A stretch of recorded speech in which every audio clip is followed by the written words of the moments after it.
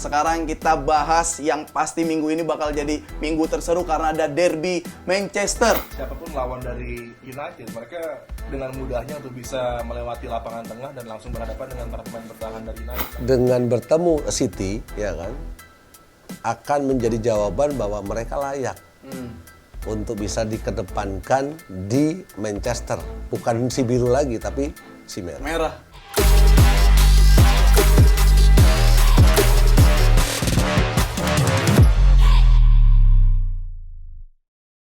Kembali lagi di Kick and Runs, masih bareng gua Afif Safi, dan jangan lupa komen dan subscribe channel YouTube Run Sport Diamond. Sekarang kita bahas yang pasti minggu ini bakal jadi minggu terseru karena ada derby Manchester yang akan berlangsung Minggu 29 Oktober pukul jam setengah 11 malam nih, 22.30 waktu Indonesia bagian barat. Dan gua di sini udah pasti sama Mats Hummels dan Neymar. Kalau dari jersinya. Nah, ini derby Manchester. MU habis menang terus. Haaland udah bisa golin lagi. Gimana ya, Bung Adi? Ngeliatnya nih. Siaran nggak tapi? Ini enggak. Oh. Ya, yang lain. Yang lain, kasih yang lain dulu. Gimana pertandingan ini? Ini dari aset tes buat Manchester United yang katanya formnya sudah membaik, walaupun penampilan di lapangan tidak menggambarkan kelayakan dari form tersebut ya, karena masih banyak sekali masalah-masalah. Balance dari tim ini nggak pernah tepat di setiap pertandingan. Ini yang aneh kan, karena siapapun lawan dari United, mereka dengan mudahnya untuk bisa melewati lapangan tengah dan langsung berhadapan dengan para pemain bertahan dari United. Bahkan Sheffield United pun begitu. Ini kan aneh kan, harusnya kan nggak terjadi. Brentford juga demikian. Menghadapi City, ini menjadi keadaan yang sangat menarik. Yang mungkin harus bisa diperhatikan adalah kepahaman Ten Hag tentang respect. Dan juga City adalah lawan yang lebih baik dalam penampilan, punya squad yang lebih luar biasa. Harus ada satu konsep dari Ten Hag untuk mengerti bahwa United ada dua level bahkan di bawah dari Manchester City. Ini yang terkadang belum bisa diterima oleh Ten Hag, karena bahkan terbukti dari menghadapi top 6 away from home, satu kemenangan aja menghadapi Tottenham, sisanya kalah atau imbang. Masih berupaya untuk tampil dengan gaya United yang positif dan coba menguasai possession, tapi mereka belum mampu. Para pemain ini belum bisa dengan banyaknya kendala cedera untuk bisa tampil agresif dan langsung menekan tim seperti City gitu. Tapi kan ini nggak pernah terjadi dari Ten Hag. Tidak terlalu adaptif untuk bisa mengetahui bahwa timnya belum bisa bersanding dengan City. Jadi kalau itu tidak terjadi, kalau United tampil sangat progresif, positif dan coba untuk menekan dari awal, tentunya akan menjadi malapetaka. Tapi itu seru banget tuh, berada dua level di bawah City. Gimana? Bung Supri ini. Iya, ini kan pertandingan penting, pertandingan yang memang tidak hanya gengsi ya di situ ya, derby. Tapi bagaimana pencapaian City selama ini kan dalam beberapa musim itu kan dalam jalur yang benar. Artinya mereka ingin mendominasi, apalagi ini bertemu dengan Manchester United. Gengsi itu kan harganya kan luar biasa ya. Artinya pasti City akan mendominasi dengan game plan mereka. Apalagi mereka dihuni oleh skuad yang bisa dikatakan setiap lininya mereka tuh berimbang gitu loh. Kemudian juga kedalaman skuad mereka juga sangat baik. Tinggal bagaimana Manchester United bermain di kandang, mereka mampu memaksimalkan di sepertiga akhir pertahanan dari City. Yang sejauh ini mereka terlalu nyaman, terlalu terbuka untuk melakukan build up, melakukan attacking. Tapi kadang-kadang momen untuk melakukan transisi juga masih ada celah yang bisa dieksploitasi. Nah, itu transisi mungkin jadi PR buat City, tapi kan Rodri udah bisa main lagi, kan? Terus juga Stones, katanya dikabarin Stones kan yang benar-benar mobile tuh, dari tengah, belakang, ke depan. Tuh gimana membendungnya Manchester United? Nggak bisa. Nggak bisa membendung. Yang kita lihat City harinya sangat buruk sekali seperti menghadapi Wolverhampton. Tapi juga Ten Hag harus melihat bagaimana komitmen para pemain Wolverhampton untuk bisa meraih kemenangan ketika tanpa memegang bola.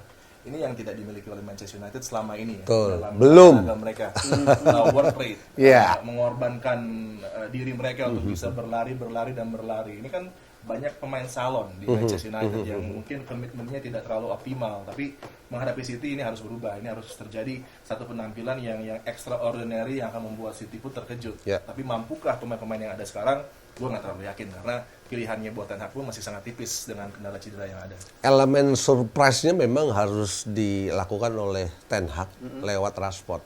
Artinya kecepatan dia, finishing dia, momentum memaksimalkan area sepertiga pertahanan dari City itu akan menjadi kunci sebenarnya ya. Kalau Rashford dalam perform terbaik. Iya, tapi Rashford, Dembele aja Dembele Mbappe Walker nggak lewat nih. Tapi gue yakin di derby nanti Rashford bisa cetak gol.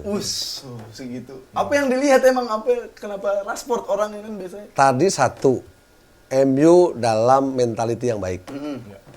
Oke, kemudian dengan bertemu City, ya kan, akan menjadi jawaban bahwa mereka layak untuk bisa dikedepankan di Manchester.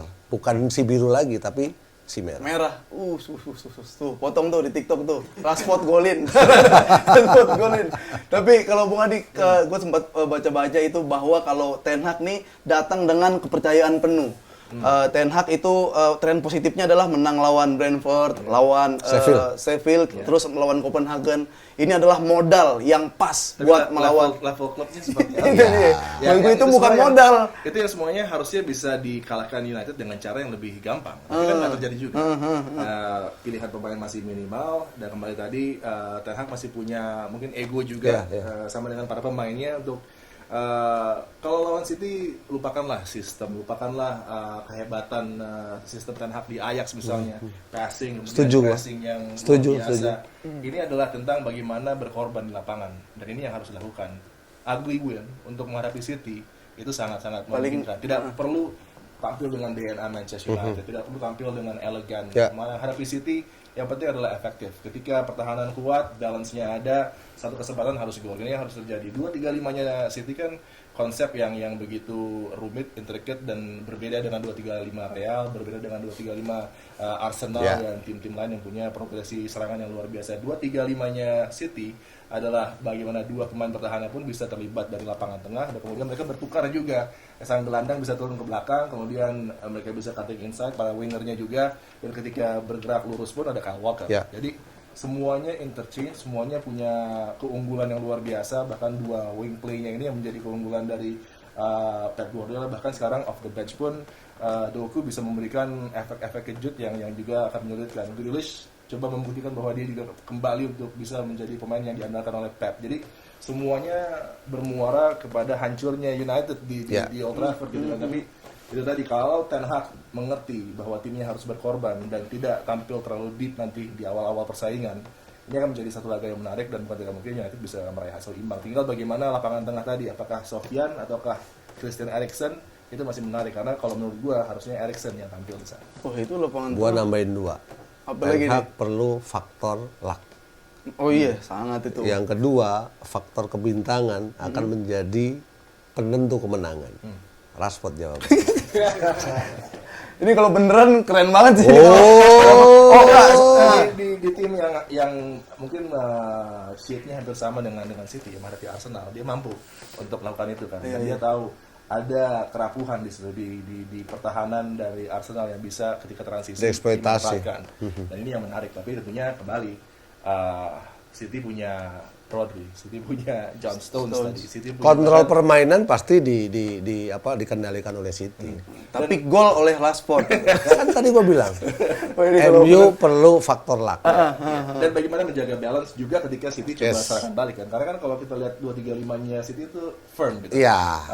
Ketika mereka menyerang total di tengah selalu ada Rodri yang bisa menjadi pengawas. Kemudian kalau dia dilewati di pertahanan ada John Stones, ada juga Akanji yang bisa tampil tinggi juga. Jadi sudah sangat safe gitu dan selalu bisa double up dengan baik. Dan ini tidak dimiliki oleh tim-tim lain. Ini yang membuat sulitnya dan kita harus angkat topik terhadap kehebatan dari Wolves karena menurut gue Wolves sudah memberikan blueprint bagaimana untuk bisa mengalahkan sistem yang coba terus dikembangkan oleh Pep Guardiola. Memang gue selalu katakan Gary O'Neil adalah pelatih yang hebat dan dia buktikan itu ketika dia bisa coaching timnya untuk berkorban luar biasa di laga di Molineux tersebut ya. Nah ini tadi emang harus efektif Manchester United, tapi ini jangan-jangan ini kuncinya juga ada di lini kiper, penjaga gawang. Ini Onana jangan-jangan bisa jadi pembeda kayak waktu masih di Inter, dia suka passing ke depan, atau MU pakai formasi back 8, sisain Højlund sama Rashford.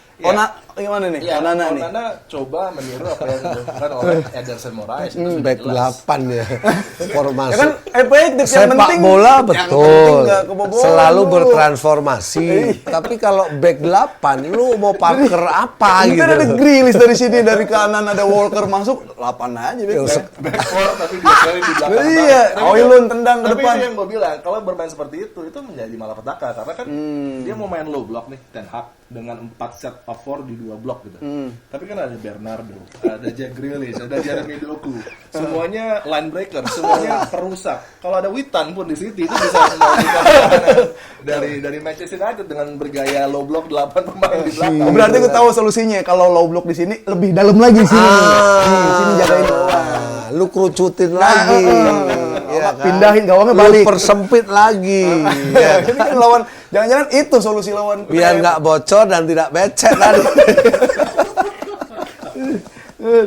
Aduh, tapi ini yang jelas dua-duanya ngotot lah ya.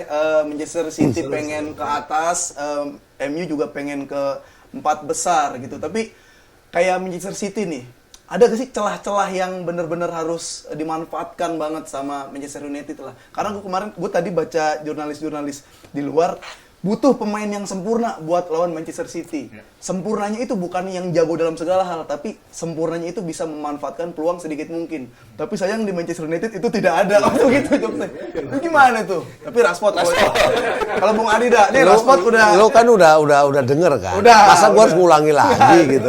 Coba dulu nih, Premier League sejati dulu nih. Ya itu tadi ya, ketika menghadapi City harus ada hari yang buruk bagi para pemain City kan. Haaland bisa saja off day, dia menghadapi Arsenal misalnya off day-nya, oleh karenanya ada chance bagi Arsenal untuk bisa meraih kemenangan. Ugly win, deflected effort masuk. Di Molineux juga demikian, rasa frustrasi dari para pemain depannya, walaupun Alvarez tetaplah Alvarez, tapi selebihnya off day bersamaan. Ini yang harus diharapkan oleh Manchester United terjadi juga. Bagaimana caranya membuat frustrasi tentunya bisa diprogram oleh Ten Hag untuk di latihan untuk membuat frustrasi build up dan juga para pemain depan. Karena kan space di pertahanan ini dengan Harry Maguire, dengan Rafa Varane tidak ada speed. Ya. Dan space itu coba dimanfaatkan oleh Julian di half space tadi yang Om Supri bilang. Haaland pemain yang begitu baik ketika ada penjaga gawang dan pemain bertahan, dia gemar sekali bergerak menyerang space tersebut. Jadi ini dia ruang-ruang yang harus bisa ditutup oleh Manchester United. Bagaimana caranya kita lihat nanti, karena kalau kita melihat Amrabat ada di sana dan dia ketika build up pun juga selalu berada di antara dua center back untuk menjadi playmaker gitu kan. Tapi dia tidaklah memiliki engine seperti Caicedo. Dia tidak memiliki kecepatan ketangkasan seperti Declan Rice. Ini yang masih menjadi keadaan di mana United tidak bisa mengimbangi lapangan tengah dari lawannya Manchester City. Jadi itu tadi harus cerdik, harus tepat untuk ketika mendapatkan peluang harus masuk. Rashford mungkin menjadi solusi di laga kali ini, dan ketika dia mendapatkan tekanan menghadapi tim besar biasanya dia step up. Yes. Ini- Lisandro nggak bisa main. Casemiro tidak bisa main. Belum, Iya cedera. kan? Artinya kan ada celah yang memang sedikit mengkhawatirkan. Tapi ketika mereka melakukan counter, transisi dengan sangat baik, cepat dan efektif, itu mungkin akan menjadi kunci. Ya. Itu dia. Apalagi bermain di Old Trafford kan. Iya, dan selain harus cepat dan efektif, ini solusi juga buat Manchester United. Bukan lagi lama di Pandeglang sekarang, Liga 3. Nah, itu ada Abah dari Banten yang siap memberikan faktor luck. Kalau mau nih Manchester United ya, yang kenal nih Bung Adi mungkin sering ketemu legend-legend MU. Ada Abah dari dari Banten tuh ya. Itu lebih magis itu dari pelatih-pelatih luar negeri. Pakai janur kuning gitu. Iya, banyak itu di gawang diapain, makan areng dulu, makan banyak. Bisa Rashford makan beras gitu kan.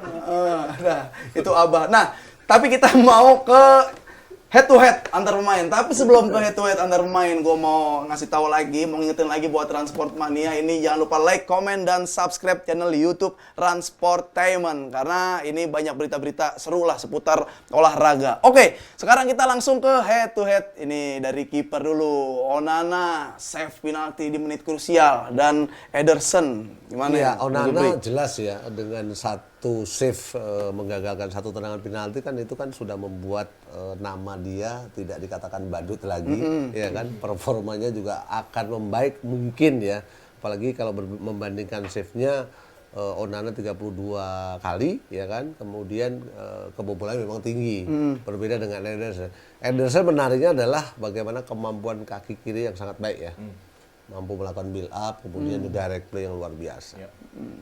Kalau kita ke ini aja, langsung ke belakang, ini ada di back.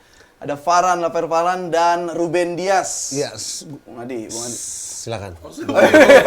udah Dua-duanya ya kan. Sebenarnya dua-duanya kan tipikalnya stylish kan. Ya kan. Tinggal kalau berbicara apa namanya sisi reading the game, ya memang Ruben Dias lebih matang, lebih memiliki apa ya? Kewibawaan ya, jenderal lapangan belakang, karisma ya, berbeda dengan Varane yang sering memang cedera ya saya pikir ya. Gimana Varane ini kan pengalamannya? Ruben Dias mungkin adalah Rafa Varane di 4 tahun yang lalu. Iya, benar. Waktu di Real Madrid ya. Pas Ame Ramos. Usianya yang menjadi kendala ya, karena ini pemain yang begitu mendominasi ya, di Champions League dan juga sebenarnya tampil baik bagi Manchester United, tapi memang sepertinya usia sudah mulai membuat dirinya tidak bisa tampil optimal, seringkali keluar masuk tim akibat cedera. Yang terpenting adalah bagaimana clean sheet harus terjaga ya. Bagaimana City kalau bisa menjaga clean sheet, tentunya ini adalah keadaan yang akan membawa, bahkan grafik dari Manchester United juga harusnya ketika mereka sulit sekali untuk bisa mendapatkan penampilan yang baik dan konsisten, harus clean sheet menjadi dasar utama mereka. Karena kalau tim sulit menciptakan gol dan United struggling untuk menciptakan gol juga, tentunya hanya ada 1 gol saja misalnya yang dibutuhkan oleh United untuk memenangkan laga menghadapi Manchester City. Tinggal clean sheet tadi bagi Onana, bagi Rafa Varane, tapi sulit ya karena Onana pun juga kan 4 di depannya kerap kali berubah karena cedera, jadi itu yang masih menjadi keadaan yang kurang menguntungkan bagi United. Tapi bagi City mereka sudah biasa untuk merotasi siapapun. Iya, dorong si Stone ya, seringkali kan. Juga hadir, Ruben Dias ada di sana, Kyle Walker, bahkan kalau kita ke flank juga mereka terus merotasi gitu kan, kanan dan kiri, dan ini kebiasaan yang memang terus dilakukan oleh Pep yang mungkin tidak bisa dilakukan oleh Manchester United karena kualitas squadnya tidak terlalu baik. Nah ini kita ke lini tengah, ada yang akhirnya tampil lagi, Rodri dan Bruno Fernandes. Tadi Bruno Fernandes lagi beban malah katanya, kapten malah beban nih. Iya, karena memang apa ya, bisa dibilang bebannya untuk bisa mengangkat MU itu kan nggak mudah ya. Apalagi kan juga Bruno juga kadang-kadang juga terlalu egos juga kadang-kadang kan. Apalagi dia diharapkan untuk bisa menjadi pengganti peran dari seorang Cristiano Ronaldo yang akhirnya malah menjadi bumerang buat dirinya kan gitu. Kalau Rodri kan jelas keseimbangannya bagus, penguasaan area oke, visi bermain juga luar biasa dan selalu menjadi pemain yang menjaga keseimbangan di saat City dalam melakukan attack. Iya, Rodri kayak selain bisa penyimbangan, dia di big game oke juga ya. Pemutus ya, seringnya jadi pemutus ya kan. Dengan sesekali juga melakukan serangan, membantu memberikan umpan kepada Kevin De Bruyne dari second line. Nah, ini kalau kita ke depan ada yang ditunggu-tunggu udah pasti Haaland dan Rashford. Nah, Bung Adi lihat Haaland yang udah golin lagi, apakah bisa deh golin Manchester United yang segitu rapatnya di lini belakang? Bisa. Jadi, lu ragu lu. Ya Haaland ini udah golin lagi Rashford, dia. ya kan? Bahkan ini yang menarik ya, ketika orang berbicara form dari Haaland menurun, kemampuannya finishing juga turun jauh, 9 gol yang sudah diciptakan. Dan bukan tidak mungkin proyeksinya masih sama ya, bisa menyamai rekornya di musim lalu atau bahkan lebih baik pun masih sangat terbuka. Tapi kembali ketika melihat gol dari Rashford hanya 1 berbanding dengan pemain depan seperti Haaland 9, tapi memang karakternya berbeda. Tapi justru kalau kita melihat finishing ini yang masih menjadi kendala bagi Rashford yang harus bisa dia ubah dari stats tersebut. Ini adalah bagaimana kemampuan untuk mengkonvert peluang ketika sangat baik didapat, opportunity itu harus diambil oleh Rashford untuk bisa menciptakan gol. Nggak hanya 1 gol saja tentunya dari sekian laga 9 laga yang sudah dimainkan ini tentunya return yang sangat buruk bagi pemain seperti Rashford. 1 gol kebuka, kerannya akan ngocor. Pasti itu. Iya. Pasti itu. Gini aja dah, Rashford golin atau enggak? Apa nih kita ya? Deal. Apaan dulu? Ya, di luar aja. Iya, di dulu ya. Gua Deal enggak ya. golin ya Rashford ya. Oke. Yakin ya? Yakin lah. Oke. Ini selain Rashford yang akan golin nanti, Tanya skornya dong berapa? Oh iya, Kalau ini. Rashford golin itu menang berarti kan? Rashford Apa iya, telah benar. kalah? Gimana ya? Rashford golin terus MU menang atau golin tapi kebobolan 3? 2-1. Menang 2-1. Manchester United. 2-1. Habis Rashford siapa? Gimana sih dia? Satu United yang Iya United. Ya udah. Oke. Selain Rashford, Garnacho. Apa 2 Rashford? Dua-duanya. Menang ini, gue yang menang. Entar, gue yang menang. Bung Adi gimana nih? Rashford. Ini mau kiamat kali ya kita. Kan lu udah bawa ke Pandeglang tadi. Siapa?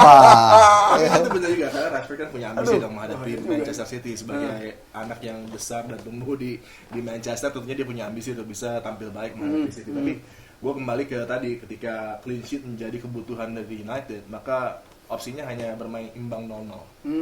Nah, itu yang mungkin potensial terjadi ya di laga besok. Kalau menurut gue Mulai imbang nih. 0-0. Kemunduran. Kalau 0-0 itu kemunduran buat City. Menurut gua. gitu. Iya.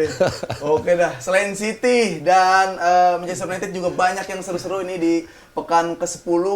Boleh nih di komentar ada Chelsea, Brentford, ada Bournemouth, Burnley, West, apa lagi yang seru nih?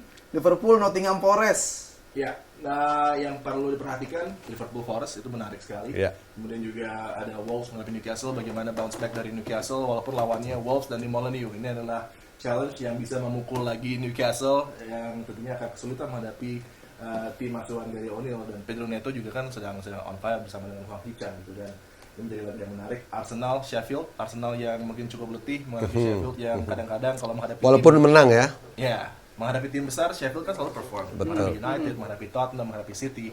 Dan ini yang harus bisa dinavigasi dengan baik oleh Arsenal, walaupun mereka sudah akhirnya mampu unggul di Ramon Sanchez Pizjuan, di mana ini sangat sulit sekali menghadapi Sevilla.